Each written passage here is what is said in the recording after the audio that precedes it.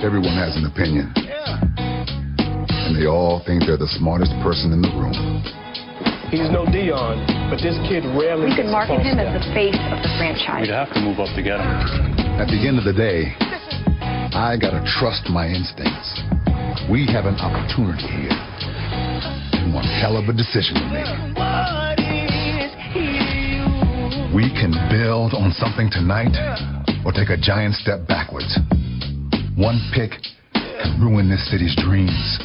The right one can save this franchise. We are thrilled to be joined by one of the best in the business. There's no question about that. Dane Brugler from CBS Sports, the lead draft analyst, is here today to spread some wisdom. Yes, the draft is a while away. When it turns out to be the Ohio State Job Fair every year, we got to get a head start. Dane, how are you this fine morning? I'm doing well. How are you? Pretty good. You're still based in Texas, I assume. I am. I'm in Frisco, Texas, just north of Dallas, where the Cowboys just built their new grand facility up in Frisco. So it's Texas, but it's starting to get cold out. So it's feeling some of that Ohio weather. Yeah, I don't know. When I got my car today, the weather was 4. So yeah, it's going to get to 4. You got me beat there. And the Lone Star State. Yeah, the NFL Draft at Ohio State's obviously of huge importance. I'm of the mind that one of the reasons they're doing so well in recruiting this year is because of how well they've fared at the draft, most recent draft. Like we say all the time, every single guy that commits to Ohio State thinks they're 3 years from the NFL, so you got to be able to sell that. Can you bring people up to speed on kind of your process from, last year's draft, once you close the book on that, to this year, your process and kind of acquiring information, when you start to form developed opinions in guys and such? Yeah, absolutely. Once the draft ends, that's when I really shift gears towards the next class. And so the entire summer I spend focused on the top 100 seniors or so, some of the top underclassmen who you feel pretty good will be coming out, and just getting a base in terms of the evaluation, finding out more about them, getting a base understanding of the skill set that they offer.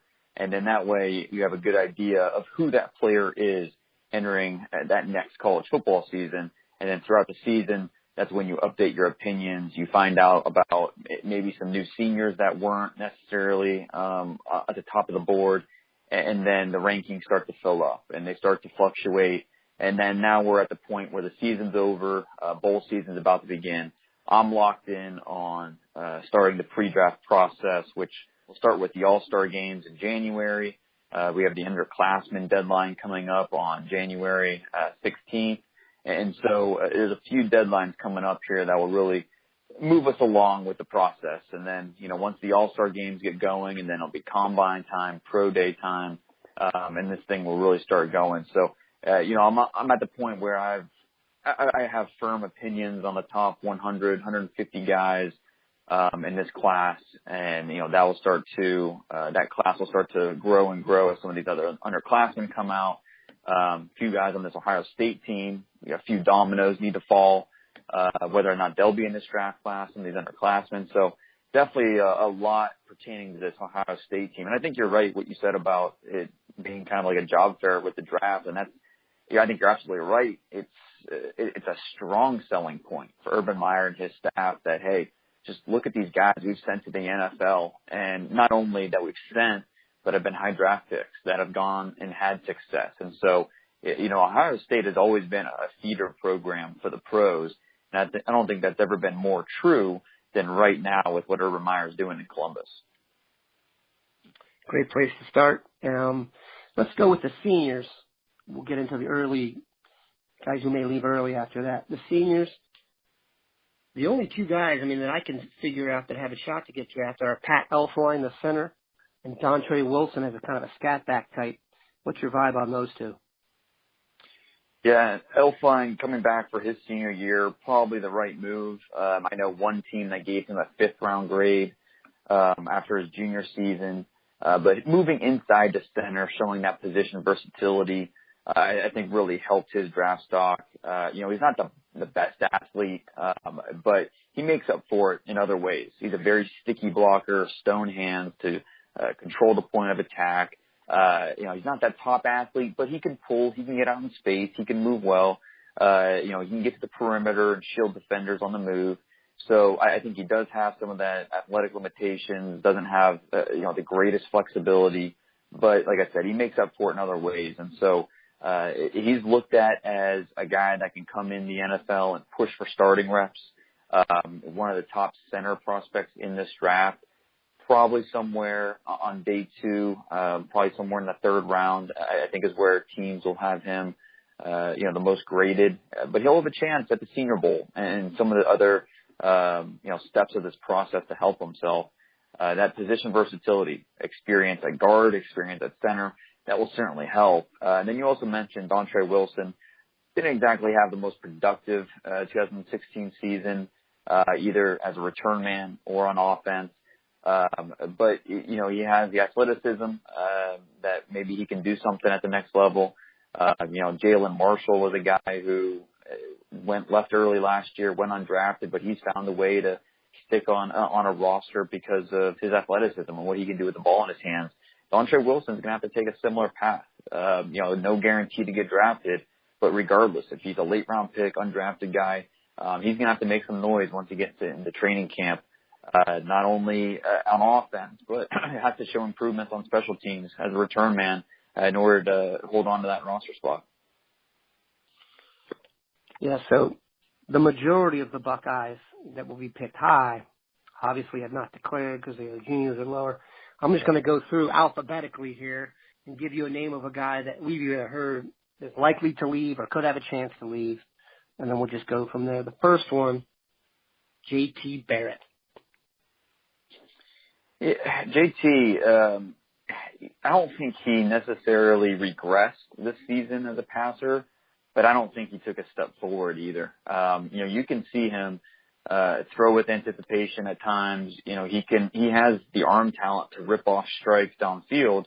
He just doesn't do it enough. And, I think a part of that, the blame belongs on the offensive line. Part of that, the blame belongs with receivers. When you're watching tape and you're watching the end zone view, you can see these routes and they're just not developing. I mean, Barrett doesn't have these open targets to throw to, but at the same time, if you're JT Barrett, you have to know what you're working with. And okay, you don't have Michael Thomas anymore, to throw to. So, you have to anticipate more. You have to be able to throw to tighter windows. You have to be able to fit the ball into spots that just, you're not used to throwing into. And he hasn't made those adjustments.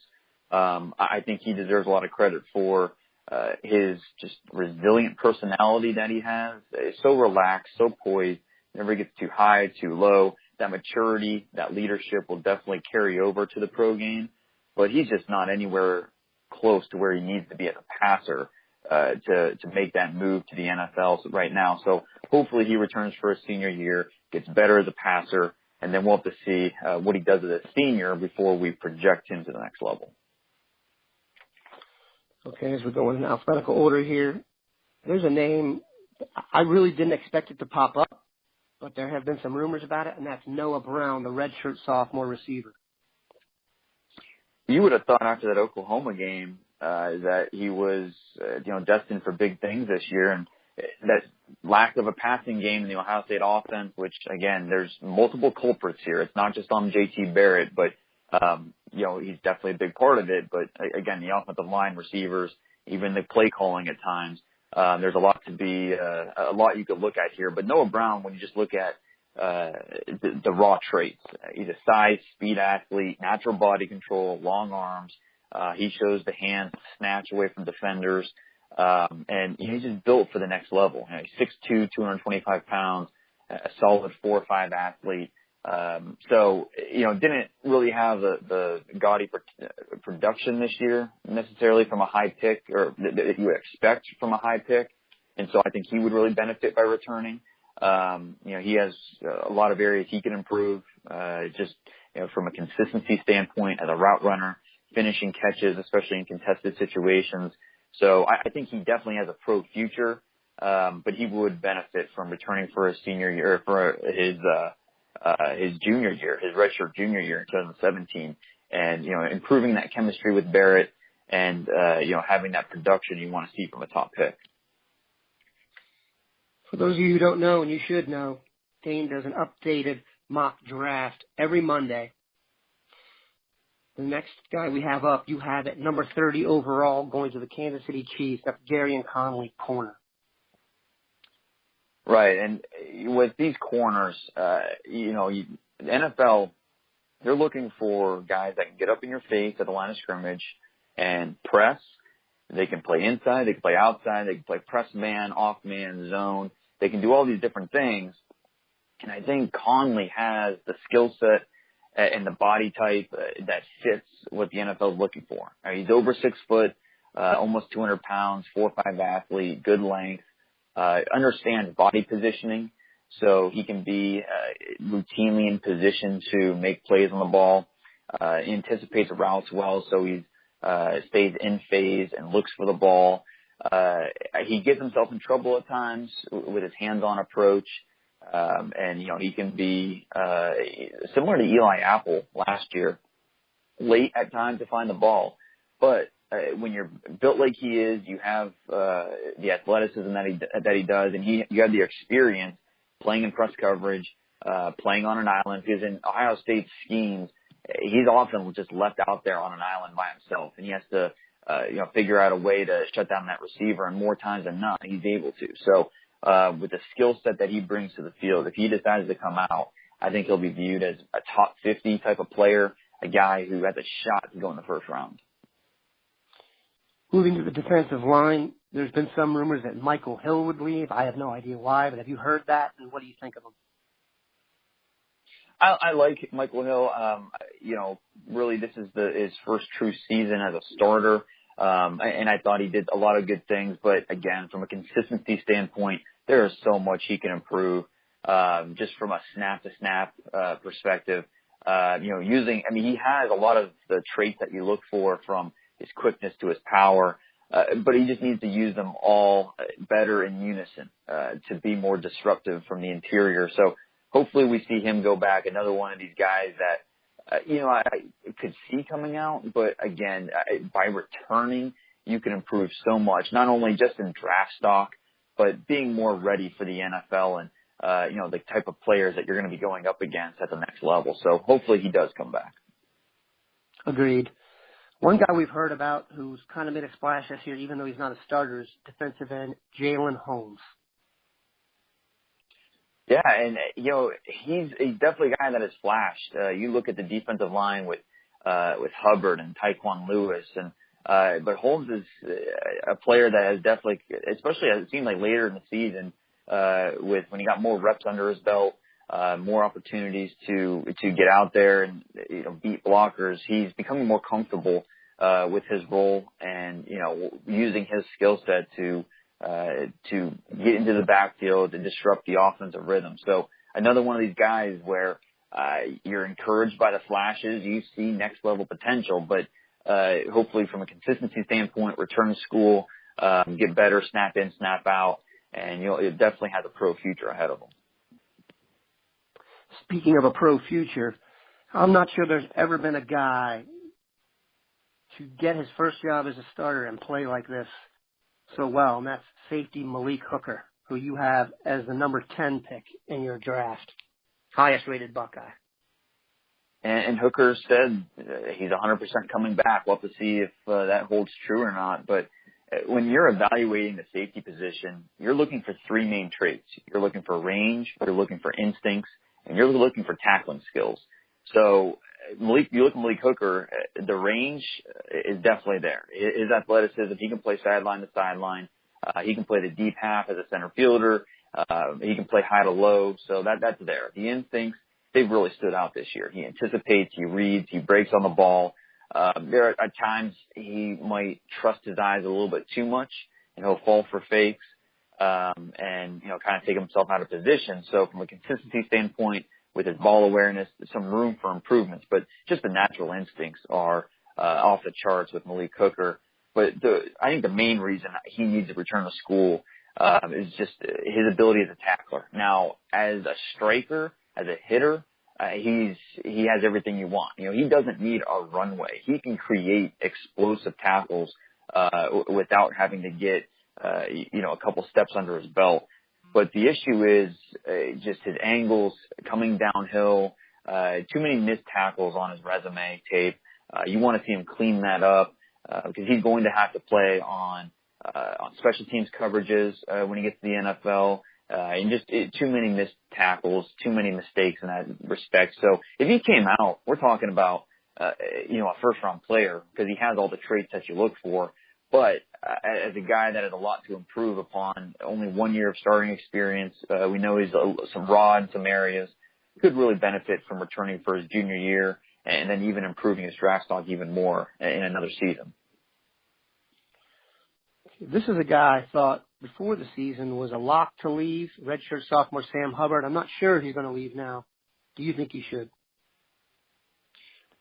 Yeah, I won't say that he should. I think he's going to be somewhere in the top 50 mix if he does, just because of his athleticism. At times he would get stuck on blocks too often, and he didn't really show the understanding of how to use his hand, how to leverage those blocks to shed, disengage, and flow to the ball. So I think he really needs to go back to develop, that upper body power, the shed technique, and just get it off blocks. So if that first move doesn't work, if his athleticism doesn't work, he has a backup plan. He can counter what blockers are trying to do. I think the most impressive thing for me about Sam Hubbard is his football IQ. It's a big part of his success on the field, his ability to find the ball, anticipate where that ball is going. I think that really stands out on his tape. So as a young player, only a redshirt sophomore, I think he, again, another one of these guys that could really benefit. If he came out early, wouldn't shock me. I mean, I think we're talking about, a possible, I thought maybe a first-round pick, and he still could be a first-round pick, absolutely. But I think, some teams will have him on the board in the first, maybe more teams will have him on the board in the second. But if he does come out, we're talking about a player that's not going to have to wait long to be drafted.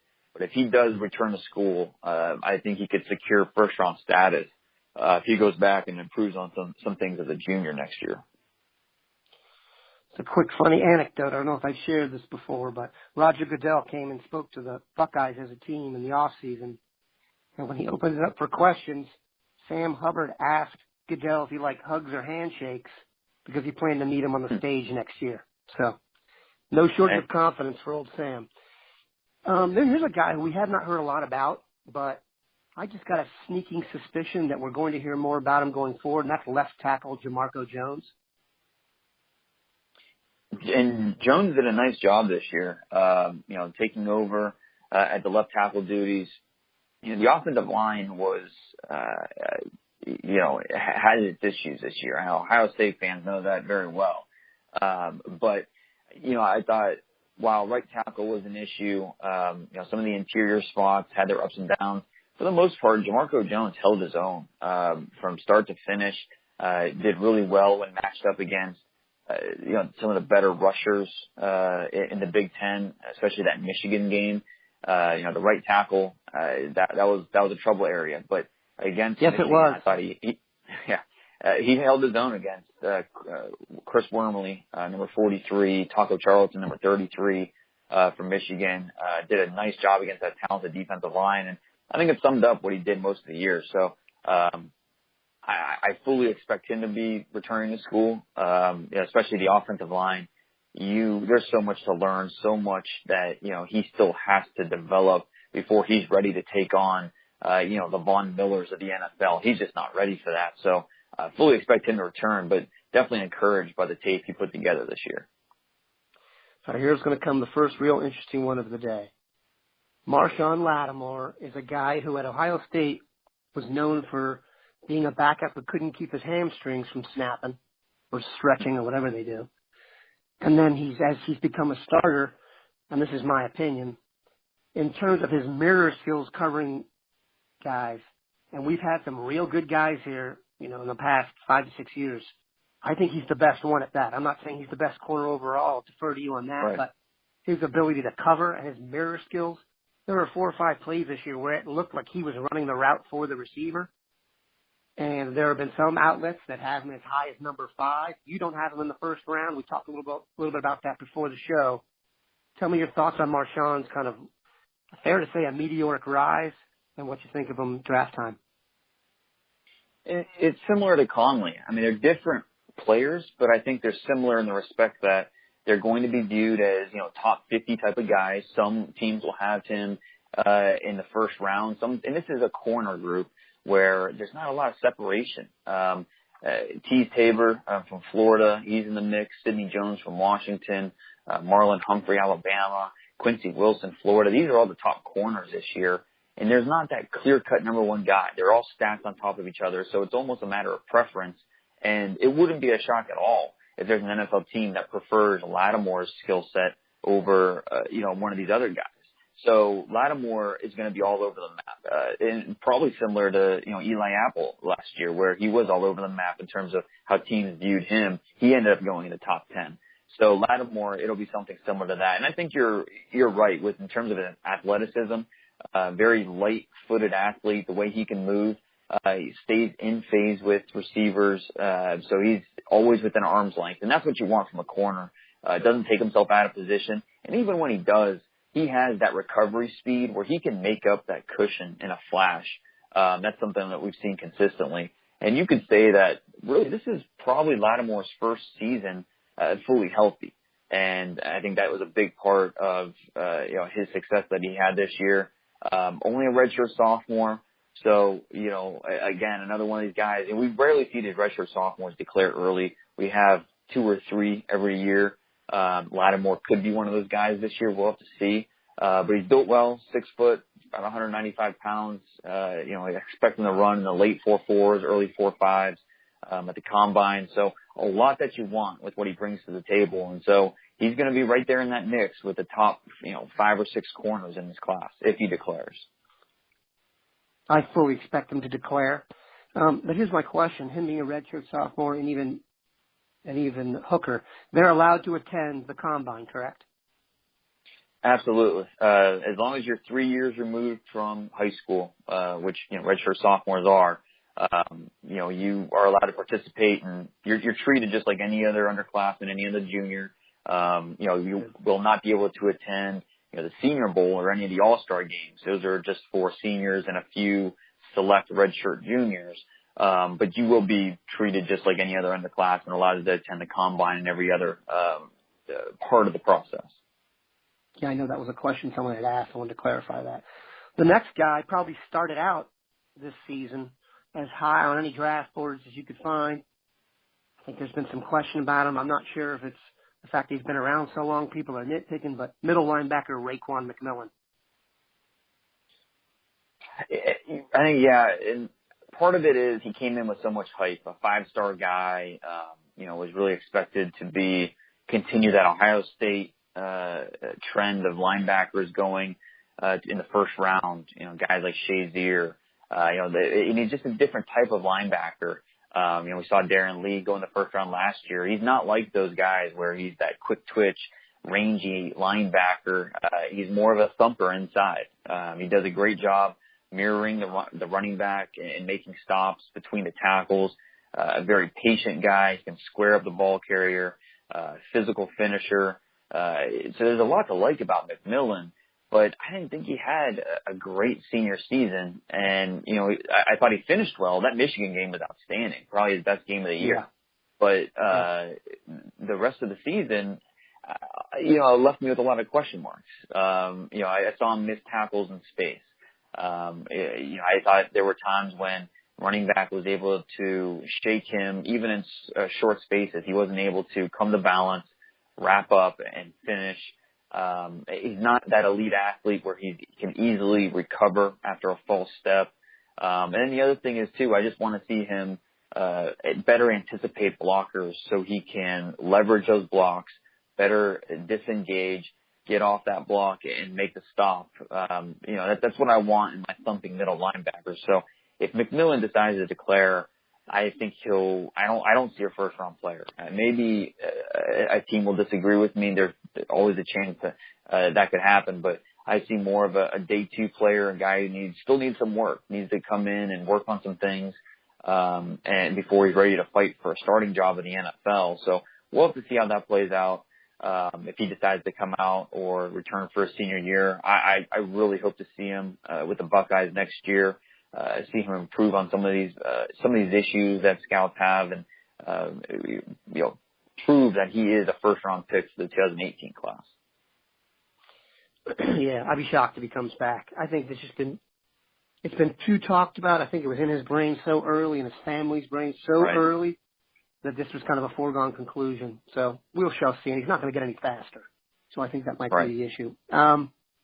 Here's a guy that I didn't think would leave, and now we're hearing all signs are that he is going to leave, and that's guard Billy Price. And on one hand, you could look at his teammate Pat Elflein and say, okay, well, Pat returned for his senior year and really helped himself. I think Pat Elflein jumped a few rounds with what he did as a senior. Just not only the versatility playing guard and center, but just from a consistency standpoint. You could look at Billy Price, and I think that'll be the selling point that Urban's going to say to Price is, hey, if you return, you have a chance to really help yourself in the eyes of scouts and improve your draft stock and be a plug-and-play NFL starter once you do make that jump after your senior year. But I think he's good enough right now where he's going to be fighting for a starting job at this point, or starting next year in the NFL if he decides to come out. I think he's probably the top guard underclassman this year. And so if he does come out, he'll be competing with guys like Dan Feeney from Indiana, Forrest Lamp from Western Kentucky, to be one of the top guards drafted. It's one of those positions where you don't really see underclassmen declare early, but he's a longtime starter. It's not the greatest guard class or the interior line class, and so it would not be a shock. I agree with you if he does declare, and if he does, I think he'll be one of the top 5 guards in this class, and a chance to push his name into the top 100 picks. Yeah, I meant to clarify this earlier when you said second day pick for somebody. Back in the day, that used to mean something different. Now, people should remember the first round is its own day, and then day 2 is the second and third round, I believe. Right. So that's when they used to say second day pick, that kind of meant down the road. No, second and third round, you're still getting paid, and that's a big time gig. That's top 100. So right, exactly. Day 2. Right. Yeah, day 2 is not first round, but you're still a top 100 guy. And so you're talking about if you're drafted top 100, the team's drafting you to be a starter, and you're still making a decent contract. And top 100 status is definitely not a negative quality to have. Right on. Here's a guy that I think is going to be polarizing. I think he's lucky that the NFL has kind of shifted to favor guys like him, and that's Curtis Samuel. Yeah, I've been calling him the East Coast version of Christian McCaffrey, with all the way he impacts the game, his explosiveness as a runner, his vision, but then also just his receiving ability. He's one of the best receiving backs I've probably ever scouted, from his hands to his body control to his routes. It's just so natural that I absolutely expect him to be viewed as more of a slot receiver by some NFL teams than a true running back. And I don't think you can really lock him into one position. I think that's unfair to him. He's really just an offensive weapon. Whether you put him in the backfield, put him in the slot, you can play outside. You can just do so many things with him all over the formation. And that helps, that versatility. When he's on the field, teams don't know what he's going to do. And so I think that will help. Hopefully, I'm assuming he does declare, just, being at the position. I do expect him to declare. And if he does, hopefully he goes to a team and offense that uses him in the right way. Because, again, he's not a true running back, not a true outside receiver, just does a little bit of everything. But the way he can impact the game, to me, is he one of the top 32 players that could be in this draft? I think he very well could be. That doesn't mean he'll end up going in the first round, especially because some teams will have some question marks about the position that he plays and, all of that. But if he declares, it's going to be hard to find 32 better players in this draft class, regardless if he's taken in the first round or not. I refer to him as kind of a rich man's Theo Riddick. What do you think of that?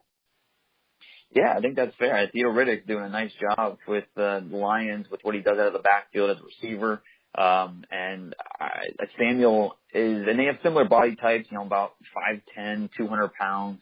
And Samuel can do with everything that Theo Riddick can do, plus more. And so I think he helps you out because he can fit on the wide receiver depth chart, fit on the running back depth chart, and really help out a creative offensive coordinator.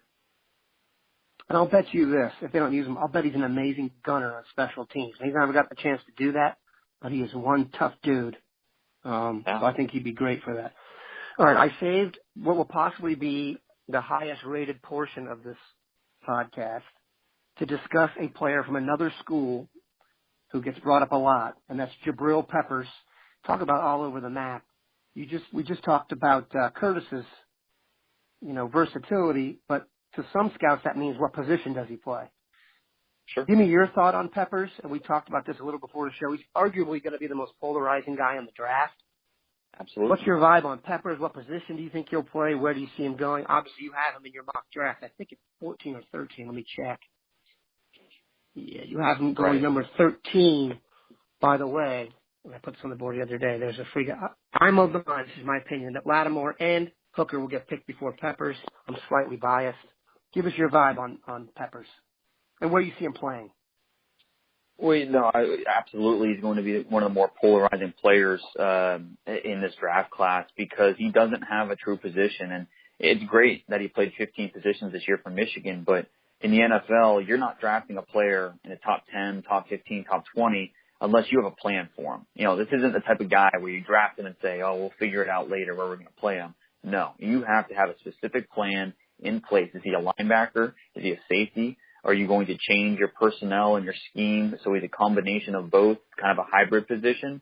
Where is he going to fit on your roster and on your defense? So I absolutely believe there'll be some coaches that once the NFL coaches get involved, they'll look at his tape and they'll say, this kid's a running back, right? We're going to put him on offense. I mean, there just won't be a consensus about where he fits in the NFL. Personally, I think he's a linebacker.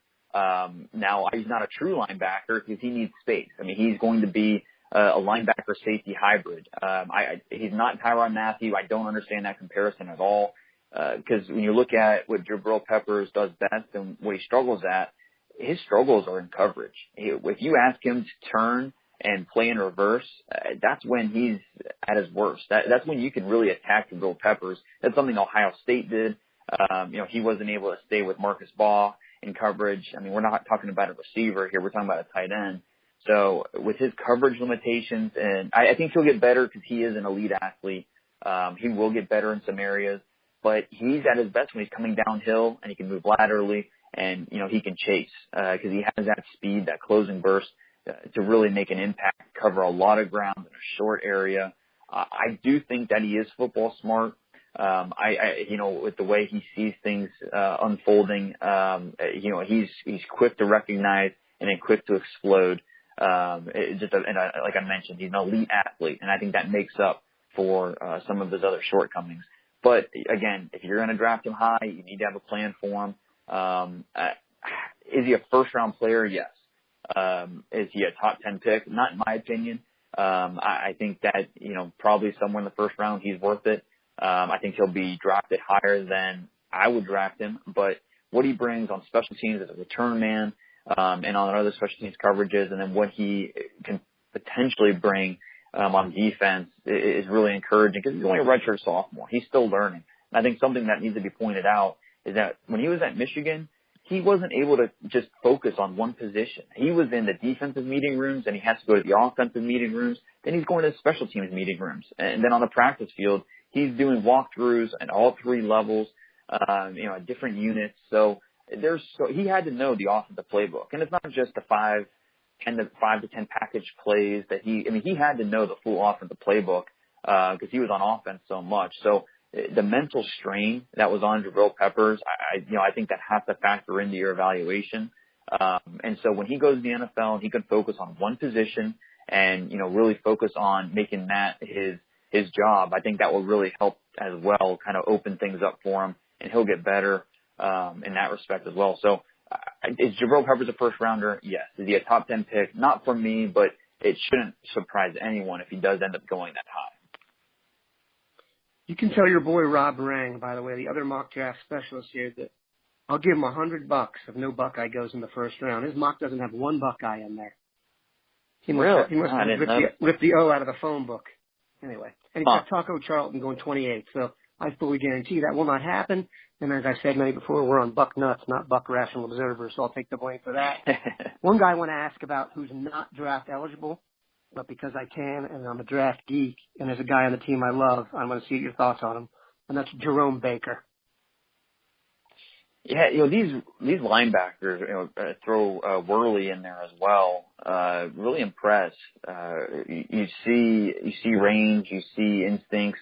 I think both those guys impressed me with what they did. Not only when they're able to blitz and get after the quarterback, but when they drop in space, they look very comfortable. And that's when, talking to scouts, one of the most important things is how do these athletes, how do these players hold up in space? And that's what they want to see. So you can see athleticism, you can see ball awareness, you can just see the natural balance.